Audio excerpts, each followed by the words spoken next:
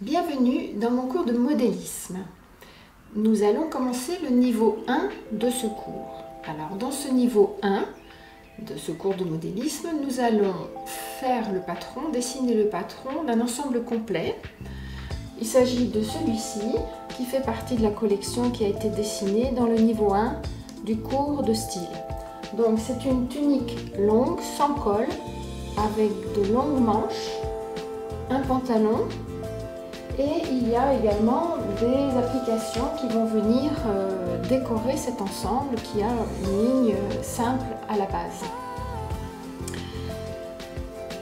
Tout le matériel que vous allez voir pendant ce niveau et ce patronage vous a déjà été montré dans l'introduction de mon cours de modélisme. Donc si vous voulez savoir en quoi ça consiste, vous pouvez aller voir cette introduction. Et ce matériel est également en vente sur mon site, dans la boutique du site, sur aniacamo.blog. Maintenant, nous allons commencer ce niveau 1. Sur une feuille de papier blanc à patron, je pose donc la base du corsage que nous avons fait dans l'introduction et transféré sur du carton.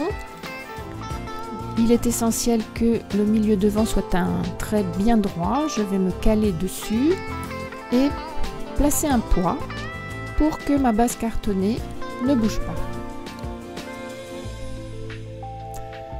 Je vais maintenant reporter tous les pointages et toutes les lignes autour de cette base et je décide que la longueur de la tunique sera la ligne des hanches. C'est une décision qui pourra plus tard être corrigée si besoin. Voilà, je vais bien dessiner autour de cette base, mais je ne souhaite pas garder la pince de poitrine qui s'ouvre sur l'épaule. Donc je m'arrête au cran de droite de cette pince et comme je souhaite déplacer cette pince vers la ligne de poitrine, vous voyez que je ne dessine pas du tout la ligne de l'emmanchure. Voilà, donc je termine ici.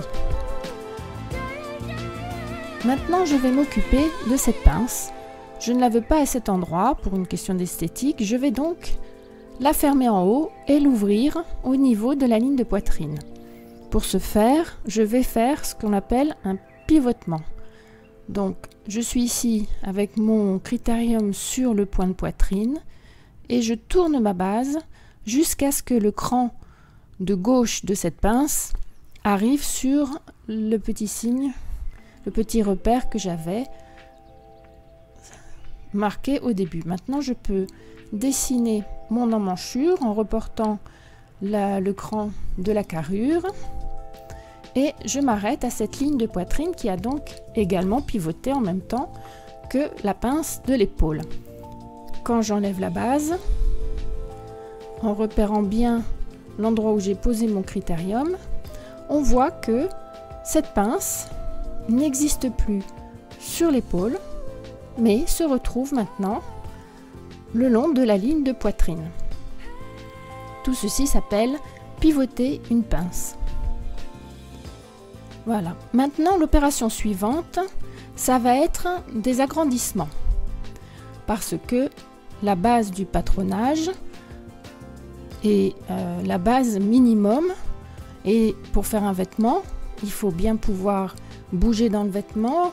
Il faut aussi pouvoir respirer dans le vêtement. Il est essentiel de rajouter donc des valeurs, du tissu en plus, pour que ce vêtement puisse être portable. Donc vous voyez ici, je dessine la flèche pour indiquer la direction de mon agrandissement et la valeur. Alors ces valeurs ne sont pas choisies par hasard, ce sont des valeurs standards d'agrandissement que l'on utilise pour un tissu moyen et pour de la robe ou de la chemise. Et là, pour la tunique, cela va être bon. J'ai donc refait ma ligne à chaque fois en décalant en agrandissant de la valeur que j'ai pu indiquer pour pouvoir avoir donc ce patron du vêtement qui a ce que l'on appelle une aisance par rapport à la base, c'est-à-dire plus de tissu. Voilà, j'indique que j'ai bien tout décalé. Alors, pour la poitrine, puisque tout a été décalé de 2,25, le point de poitrine, lui, je le corrige et je le décale de la moitié, c'est-à-dire 1,10 cm vers l'extérieur. Vous voyez aussi que j'ai deux autres pinces au niveau de la taille. La plus grosse, je décide que je ne m'en occupe pas. Elle a une valeur de 3 cm, cela fera donc 3 cm d'aisance en plus au vêtement. La petite par contre, je souhaite en tenir compte, mais je vais la déplacer vers le côté, ce qui fait que cette tunique aura une ligne sur le côté un peu plus cintrée et plus jolie à voir. Elle fait 2 cm au niveau de la ligne de taille, donc je vais rentrer juste au niveau de la taille cette ligne de 2 cm, ce qui va incurver la taille et rendre un effet plus joli. Donc pour ce faire, je mesure mes 2 cm précisément. Je vais prendre mon pistolet et je vais créer cette nouvelle ligne. L'important étant qu'au niveau de la taille, la ligne soit verticale et qu'elle fasse un bel arrondi pour récupérer les hanches et puis récupérer le dessous de bras. Donc pour utiliser un pistolet, vous voyez qu'il y a beaucoup de choix de différentes courbes et il faut toujours un peu chercher, tâtonner pour avoir exactement la courbe que l'on cherche, et on est souvent amené à le faire en plusieurs morceaux. Quand il y a une inflexion, c'est-à-dire un changement de courbure, c'est très fréquent qu'on soit obligé de changer la position du pistolet.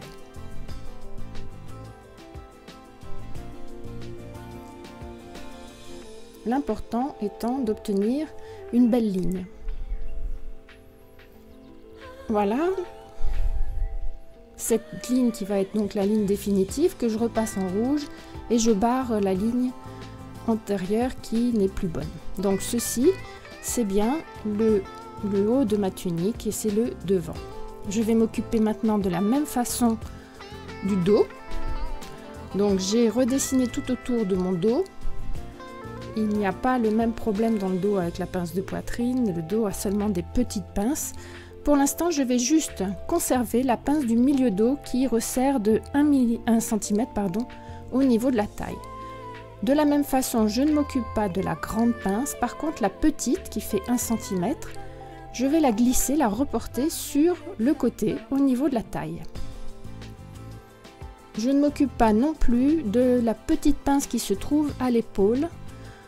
Nous en parlerons plus tard dans le cours, là ce n'est pas nécessaire.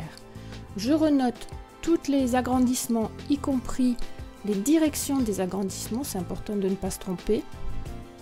Vous pouvez les voir ici indiqués à l'écran.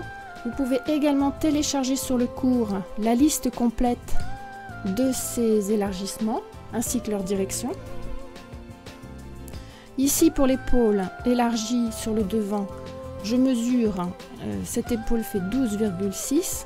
Je vais donc faire une épaule dans le dos qui soit de la même longueur. C'est important puisque ça va être cousu ensemble, que ces deux segments soient de la même longueur. Voici donc tous les élargissements que je vais faire au dos. Vous voyez qu'ils sont très similaires à ceux du devant, à part au milieu dos au cou, parce que là, on n'a pas besoin de descendre beaucoup et d'échancrer dans le cou pour ce genre de vêtements. Ici, je vois que ma pince fait 1 cm. Je vais donc la reporter sur le côté, c'est-à-dire que je vais enlever 1 cm. Mais en même temps, mes élargissements me font sortir de 2 cm. Donc, en une seule opération, je rentre vers l'intérieur de 1 cm, puis je sors de 2 cm pour définir ma nouvelle ligne de côté. Voilà, ici vous la voyez dessinée, elle a été légèrement baissée en haut du cou, l'épaule fait la même longueur que l'épaule de devant, ici la carrure a été ressortie, le dessous de bras a été baissé et ressorti. Ici, nous voyons donc la ligne de taille qui est un peu creusée. Voilà. On ne touche pas à la longueur puisque la longueur est définie du vêtement est définie dès le début, donc il n'y a pas d'agrandissement à apporter à ce niveau-là. Et puis au milieu dos, vous voyez que ça n'est pas une ligne droite puisque j'ai tenu compte de ma petite pince de 1 cm qui creuse légèrement au milieu du dos. Ici, j'ai noté qu'il y aura une fermeture éclair qui va venir se positionner comme ceci pour pouvoir enfiler la tunique par la tête et fermer dans le dos.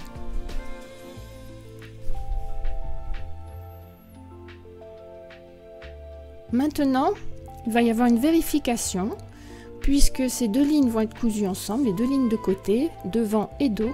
Je vais vérifier qu'elles sont bien de la même valeur. Si vous avez une ligne plus longue que l'autre, vous obtiendrez des fronces et l'effet sera vraiment vilain.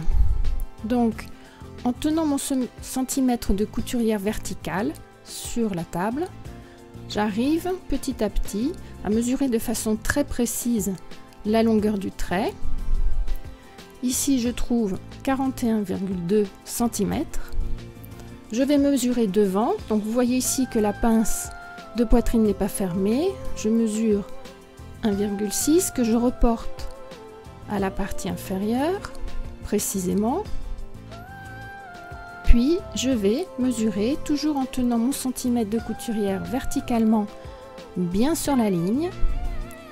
Je vais mesurer cette ligne pour être sûr que les lignes ont la même longueur et que donc le vêtement sera bien équilibré au niveau de la couture du côté. Effectivement, je retrouve bien 41,2. Si vous avez un léger décalage, à ce moment-là, il faut modifier légèrement les courbes de la taille pour corriger et puis obtenir la même longueur.